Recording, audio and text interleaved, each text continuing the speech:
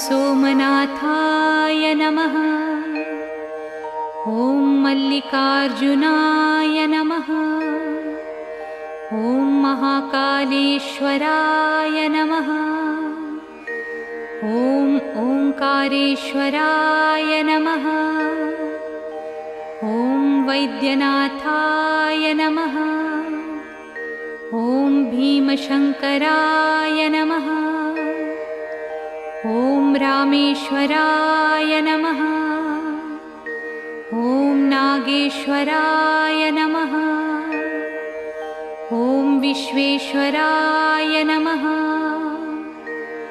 ॐ त्र्यंबकेश्वराय नमः। ॐ केदारेश्वराय नमः। ॐ घुस्मेश्वराय नमः।